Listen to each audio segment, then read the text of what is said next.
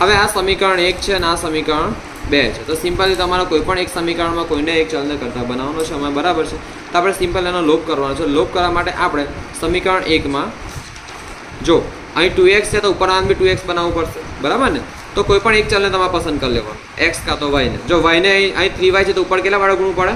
3 વડે. અને આપણે સિમ્પલી x ને કરતા બનાવીએ એટલે ઉપર 2 વડે ગુણીશું, બરાબર છે. સમીકરણ 1 ને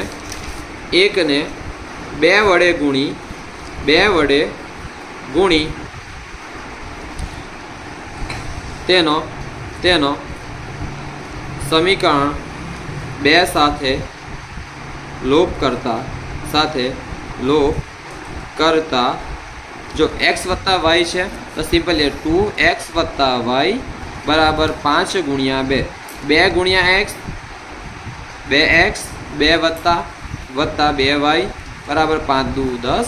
સિમ્પલી 2x માઇનસ 3y બરાબર 4. જો મૂલ્ય આપણે દેખવાનું, કિંમત દેખવાની, મૂલ્ય સમાન છે, મૂલ્ય આ દેખવાનું, મૂલ્ય સમાન તો કે હા છે, આ શરત પૂરી થઈ ગઈ છે, મૂલ્ય સમાન. પણ સંજ્ઞા અથવા નેગેટિવ પોઝિટિવનું ચિહ્ન તે કેવું હોવું જોઈએ? અસમાન. કેવું હોવું જોઈએ? અસમાન. અત્યારે આપણું ચિહ્ન દેખો, અહીં પ્લસ એક્સમાં દેખજો, એક્સમાં અહીં પ્લસ છે, અહીં પ્લસ છે, બરાબર ને. પણ કેવું થવું જોઈએ? અસમાન. તો તે માટે આપણે અહીં કરીશું માઇનસ, અહીં શું કરીશું? માઇનસ. અહીં શું કરીશું?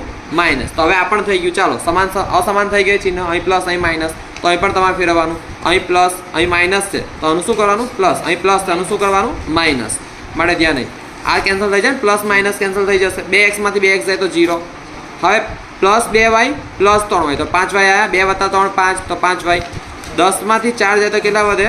6 ગડે 6 માટે y બરાબર 6/5. હવે ધ્યાન નહીં, હવે આપણે આ yની કિંમત મેળવી તને સમીકરણ 1માં મૂકો, 2માં મૂકો, જેમાં મળો તેમાં તમને જવાબ મળવો જોઈએ. તો x વત્તા y ને સમીકરણ 1માં મૂકતા x વત્તા y કેટલા છે? 6/5.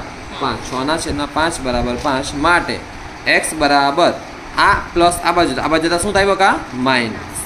5 માઇનસ 6/5 માટે x બરાબર 5 5 25. 25 માઇનસ 6 આખાના છેદમાં 5, બરાબર ને. ઓકે, 5 5 25 માઇનસ 6 આખાના છેદમાં 5 માટે x બરાબર 25માંથી 6 જાય તો 19/5.